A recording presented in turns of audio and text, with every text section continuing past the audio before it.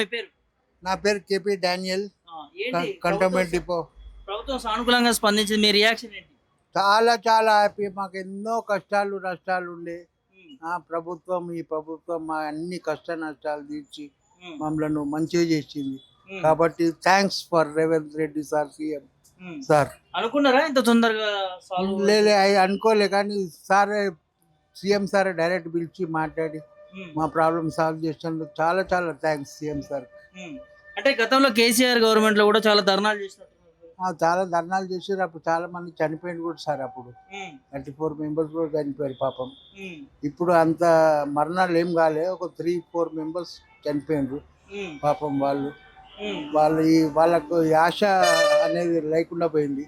ఉమ్, కాబట్టి ఉన్నోళ్ళకన్నా మాకు ఈ ఆశ కల్పించిన గవర్నమెంట్కి ఉమ్. థ్యాంక్స్. సో ఏం చెప్తారు ఏమైనా ప్రభుత్వానికి? చాలా చాలా వందనాలు ఉమ్. మా ప్రాబ్లం సాల్వ్ చేసినందుకు. బెనిఫిట్స్ వస్తాయి మీకు?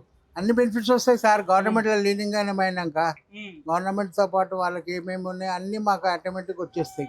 ఉమ్, మాకు ఏం ప్రాబ్లం ఉండదు అప్పుడు. ఇక ఉమ్.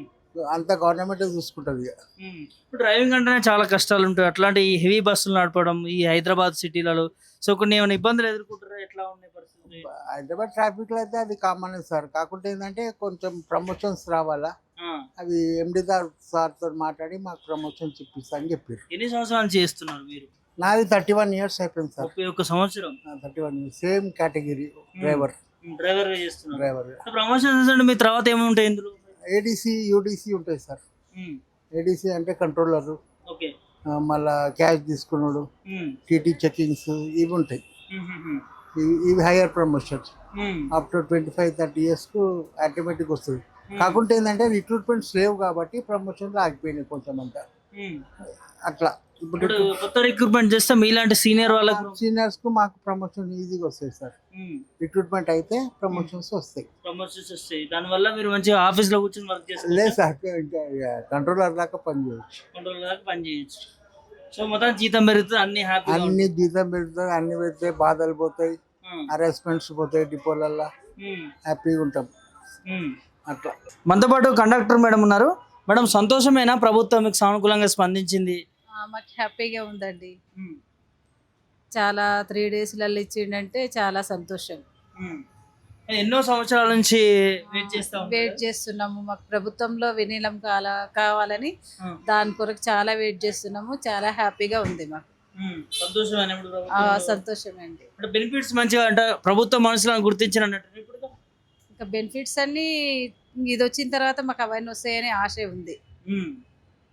ఇప్పటివరకు ఎట్లాంటి ఇబ్బందులు పడ్డారు మేడం? అసలు ఈ మహాలక్ష్మి ఫ్రీ బస్సు పథకం కూడా పెట్టడం జరిగింది. సో అన్ని కూడా ఎట్లా? మహాలక్ష్మి పథకం వచ్చిన కాంచి చాలా పనిభారం మాకు ఒత్తిడిగానే ఉంది.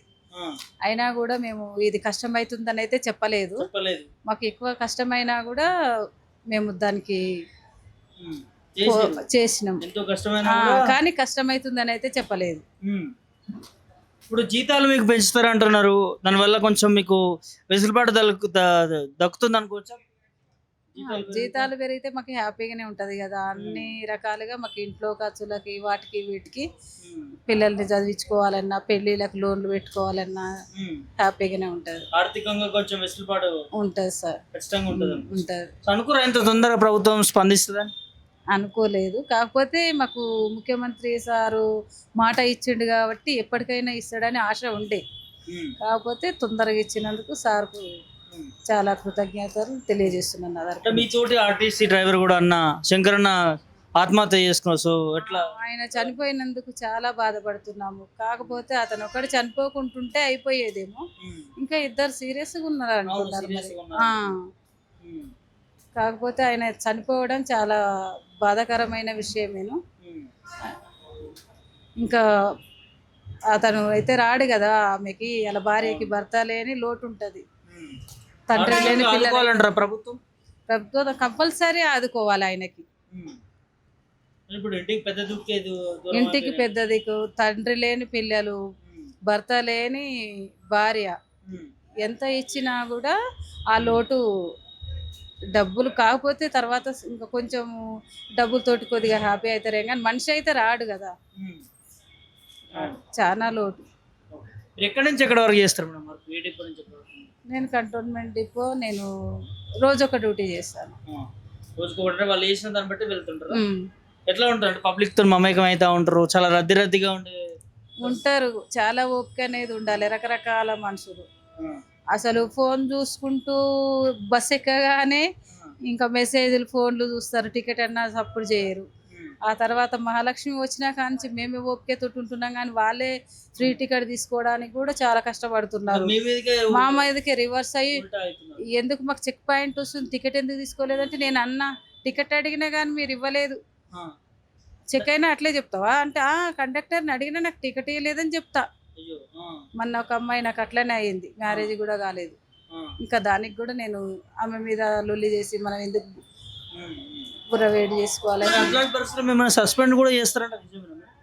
ఇక డీపోస్ పేరు ఇచ్చి ఇంక్రిమెంట్ కట్ చేయడము అట్లా ఇట్లా చేస్తుంటారు. మాకేందంటే దీంట్లో ఇంక్రిమెంట్ కట్ చేయకుంటుంటే చాలా హ్యాపీగా ఉంటుంది ఎవరు చేసినా. మేము సంవత్సరం అంతా కష్టపడి ఇంక్రిమెంట్ కొరకు చేసుకుంటే తీరా ఇంక్రిమెంట్ ఒక కేసు దొరకగానే ఇంక్రిమెంట్ అనేది కట్ చేయొద్దు ఇంకనైనా. ప్రభుత్వంలో విలీనం చేస్తున్నారు కాబట్టి సో ఇట్లాంటి ఇబ్బందులు ఉన్నా కూడా ఇప్పుడు ముందు ఉండవు కదా. సో హ్యాపీయేనా? హ్యాపీగానే ఉంటుందండి, చాలా హ్యాపీగా. Thank you.